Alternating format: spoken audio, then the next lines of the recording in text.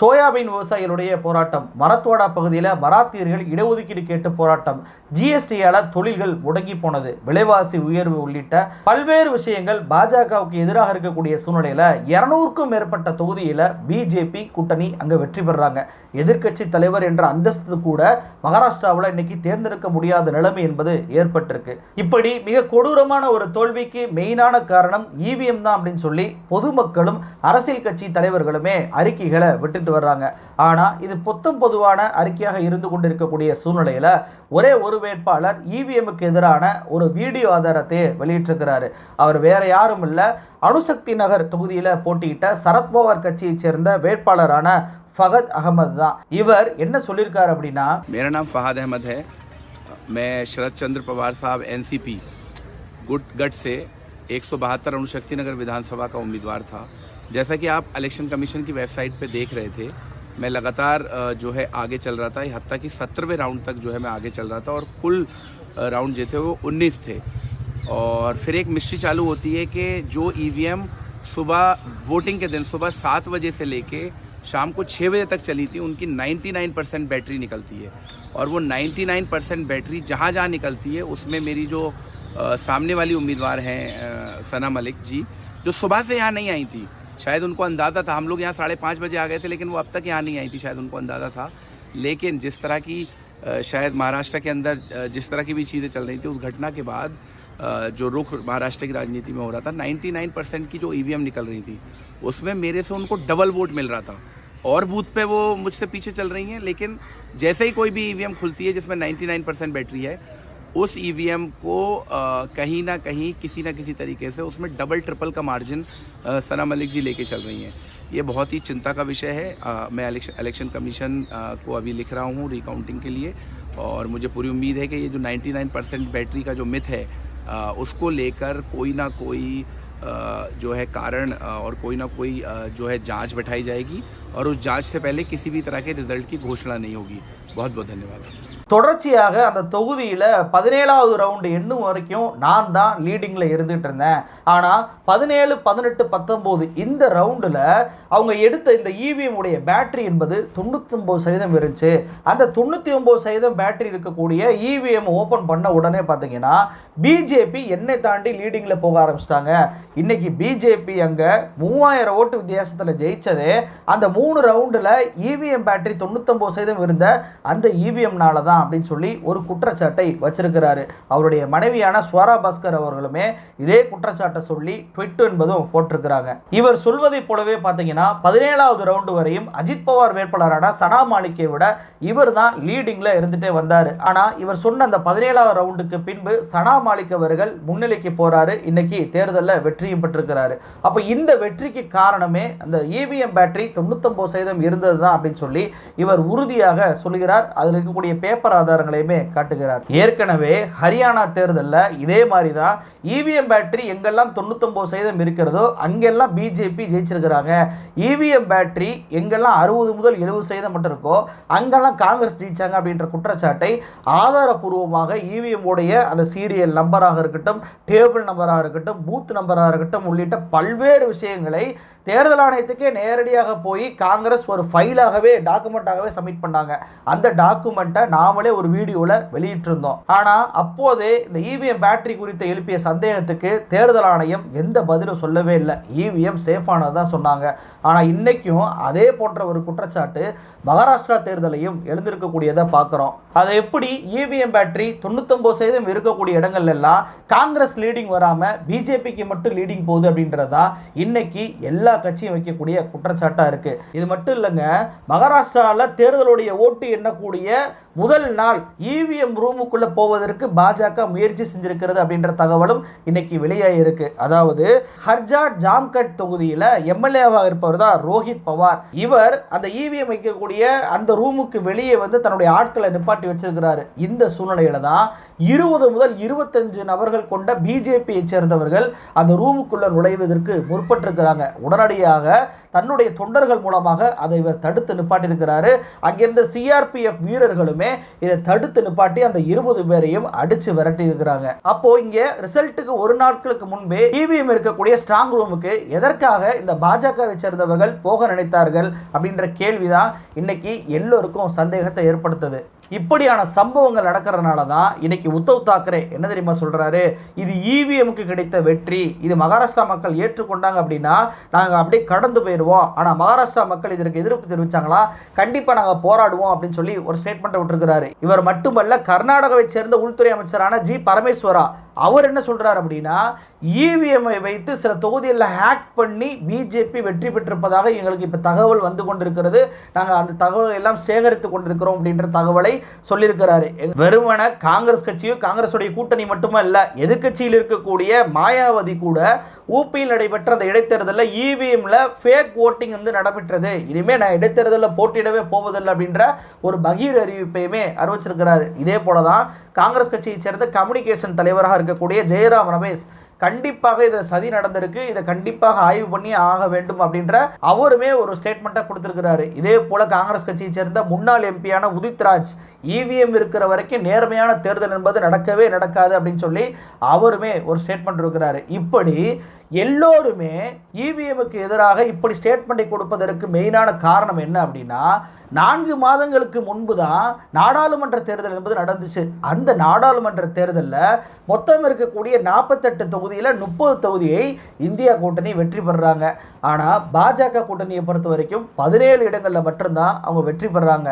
இதை அப்படியே சட்டமன்ற தொகுதிகளாக மாற்றி பாருங்களேன். அதாவது பாஜகவை பொறுத்த வரைக்கும் 9 தொகுதியில் வெற்றி பெறுறாங்க, சிண்டேவை பொறுத்த வரைக்கும் 7 தொகுதியில் வெற்றி பெறாரு, அஜித் பவாரை பொறுத்த வரைக்கும் 1 தொகுதியில் வெற்றி பெறாரு. இது சட்டமன்ற தொகுதியாக மாற்றணும் அப்படின்னா இந்த மூவரும் இணைஞ்சு 125 சீட்டு மட்டும்தான் ஜெயிக்கிறாங்க. 125 சீட்டு என்பது மெஜாரிட்டி என்பது கிடையாது, 145 சீட்டு வாங்கினாதான் மெஜாரிட்டி என்பது கிடைக்கும். ஆனால் இந்தியா கூட்டணியை நீங்கள் எடுத்துக்கோங்களேன், இந்தியா கூட்டணியை பொறுத்த வரைக்கும் காங்கிரஸ் அங்கே 13 இடங்கள்லையும், உத்தவ் தாக்கரே கட்சி 9 இடங்கள்லையும், சரத்பவார் 8 இடங்கள்லையும் வெற்றி பெறாங்க. இந்த 30 இடங்களில் சட்டமன்ற தொகுதிகளை அப்படியே மாற்றணும் அப்படின்னா 153 தொகுதியில் இந்தியா கூட்டணிக்கு வெற்றி என்பது கிடைக்குது. 153 என்பது மெஜாரிட்டிக்கு தேவையான 145 விட அதிகம். அப்போ இங்கே இந்தியா கூட்டணியை பொறுத்த வரைக்கும் மெஜாரிட்டியோடு அவர்கள் தான் வெற்றி பெற்றிருக்கக்கூடிய சூழ்நிலை என்பது நிலவுச்சு.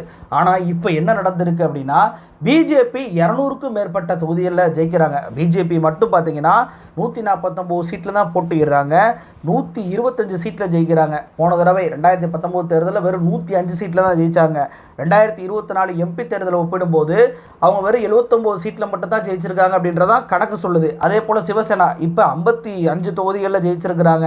ஆனால் எம்பி தேர்தலை கணக்கு பண்ணீங்க அப்படின்னா சிவசேனா வெறும் 40 எம்எல்ஏ தொகுதியில் மட்டும்தான் ஜெயிக்க முடியும். அஜித் பவார் எடுத்துட்டிங்கன்னா 38 சீட்டில் அவங்க வெற்றி பெறுறாங்க.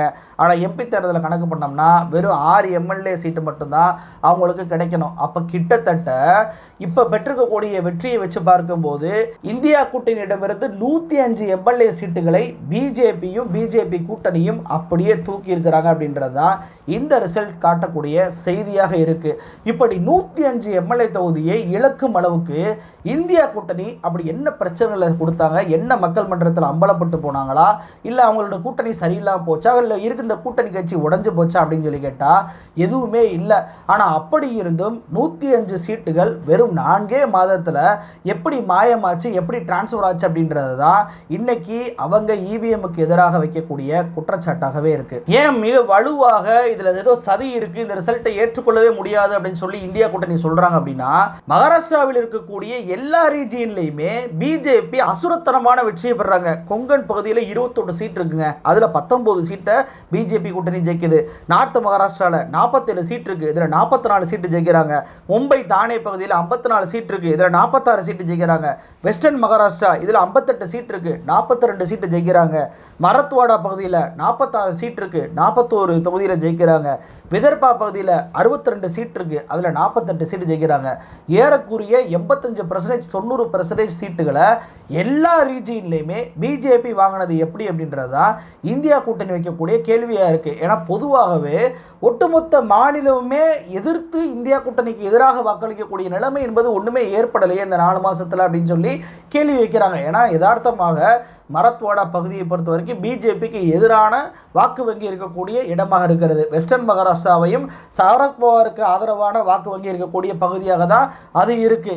இப்படி ஏதாவது ஒரு சில இடங்கள்லயாவது பிஜேபிக்கு எதிரான ஒரு வாக்கு சதவீதம் வந்திருக்கு, பிஜேபிக்கு எதிரான ஒரு சீட்டுகளுடைய எண்ணிக்கை மாறி இருக்கு அப்படின்னு சொல்லி கேட்டால் எதுவுமே இல்லை. எல்லா ரீஜியன்லையுமே 90% சீட்டுகளை பிஜேபி கூட்டணி மட்டுமே ஜெயிச்சிருக்கனால தான் இதில் ஏதோ கான்ஸ்பிரசி தியரி இருக்குது, ஏதோ ஒன்று பண்ணியிருக்கிறாங்க அப்படின்ற குற்றச்சாட்டை இன்னைக்கு எதிர்க்கட்சிகள் வைக்கிறாங்க. சரி, இது ஒருபுறம் இருக்க, இன்னொரு பக்கம் தலைமை நீதிபதியாக இருந்த சந்திரசூட் அவர்களுக்கு எதிராக உத்தவ் தாக்கரே கட்சியைச் சேர்ந்த சஞ்சய் ராவத் எங்களுடைய தோல்விக்கு காரணமே தலைமை நீதிபதியான சந்திரசூட் அவர்களும் தான் அப்படின்னு சொல்லி ஒரு குற்றச்சாட்டை வச்சாங்கன்னு சொன்னால, அது என்ன அப்படின்னு சொல்லி பார்ப்போம். நமக்கெல்லாம் தெரியும் 2022ஆம் ஆண்டு தான் உத்தவ் தாக்கரே உடைய கட்சியிலிருந்து ஏக்நாத் சிண்டே சில எம்பி எம்எல்ஏக்களை கூட்டிட்டு வெளியே போறாரு. வெளியே போனவர் பிஜேபி கூட்டணியில் போய் சேர்ந்து அங்க ஆட்சியும் அமைக்கிறாரு. ஆனா இங்க தலைவராக இருக்கக்கூடிய சிவசேனாவுடைய தலைவராக இருக்கக்கூடிய உத்தவ் தாக்கரே என்னுடைய கட்சியிலிருந்து இவங்க விலகி போயிட்டாங்க, எனவே இவங்களை டிஸ்குவாலிஃபை பண்ணுங்க, ஆன்டி டிஃபெக்ஷன் லாவை பயன்படுத்துங்க அப்படின்னு சொல்லி ஒரு கோரிக்கையை சபாநாயகர் வைக்கும்போது அந்த சபாநாயகராக இருந்த ராகுல் நர்வேக்கர் பிஜேபியை சேர்ந்தவர் ஏற்றுக்கொள்ளல. இதனால ஏற்றுக்கொள்ளாததுனால உச்சநீதிமன்றத்திற்கு ஒரு கேஸ் வந்து போகுது. இந்த கேஸ்ல மறுபடியும் நீங்க சபாநாயகரே போய் பார்த்துக்கங்க அப்படின்ற ஒரு தீர்ப்பு என்பது கொடுக்கப்படுது. இப்படி நாங்க போட்ட அந்த டிஸ்குவாலிஃபிகேஷன் கேஸை கூட இந்த தலைமை நீதியாக இருந்த சந்திரசூட் அவர்கள் விசாரிக்கவே இல்லை. இப்படி அவர் விசாரிக்காம விட்டதுனால தான் இன்னைக்கு எல்லா கட்சியில இருந்துமே பிஜேபியில் போய் சேரக்கூடிய ஒரு விஷயம் என்பது நடக்குது. ஆனால் பிஜேபியில் சேரக்கூடிய யாரையுமே எந்த கட்சியாலையுமே டிஃபெக்ஷன் லாவை பயன்படுத்தவே முடியல. அதற்கு காரணமே தலைமை நீதிபதியான சந்திரசூட் அவர்கள் விசாரிக்காம விட்டதுனால தான். அவர் விசாரிக்காம விட்டதுனால தான் இன்னைக்கு நமக்கு என்ன லா என்ன நம்மளை செய்ய போகிறது அப்படின்னு சொல்லி தாந்தோன்றித்தனமாக கட்சியிலிருந்து பிரியக்கூடிய எல்லா வேலையுமே எம்பி எம்எல்ஏக்கள் செய்கிறாங்க. அந்த தைரியத்தையே சந்திரசூட் அவர்கள் தான் கொடுத்துட்டாரு அப்படின்ற ஒரு குற்றச்சாட்டை வச்சிருக்கிறாரு. ஏன் அப்படின்னா, ஒருவேளை உத்தவ் தாக்கரே கட்சி உடையலை, இல்லை உத்தவ் தாக்கரேவுடைய கட்சியிலேருந்து விலகி போன ஏக்நாத் சிண்டே டிஸ்குவாலிஃபை ஆயிருந்தார் அப்படின்னா அவர் பிஜேபியில் போய் சேர்ந்திருப்பார், பிஜேபியுடைய ஆளாக போட்டியிருந்திருப்பாரு. சிவசேனாவுடைய கட்சியுடைய அந்த பேரும் சிவசேனாவுடைய வில்லம்பு சின்னமும் உத்தவ் தாக்கரே கிட்டே இருந்திருக்கும். இப்படி உத்தவ் தாக்கரே கிட்டேயே கட்சியுடைய சின்னமும் பேரும் இருந்துருச்சு அப்படின்னா மிகப்பெரிய வெற்றியை மகாராஷ்டிரா தேர்தலில் அவர் பெற்றிருப்பார். இதே நிலைமை தான் சரத்பவாருக்கும். சரத்பவார் கிட்ட இருந்து வெளியேறின அஜித் பவாரையும் இதே போல டிஸ்குவாலிஃபை பண்ணல. அஜித் பவாருக்கு தான் அந்த கட்சியுடைய பேரும் கொடுக்கப்பட்டுச்சு, அஜித் பவாருக்கு தான் கடிகார சின்னமும் கொடுக்கப்பட்டதுனால இன்னைக்கு அஜித் பவார் மிகப்பெரிய அளவில் வெற்றி பெற்றிருக்கிறாரு.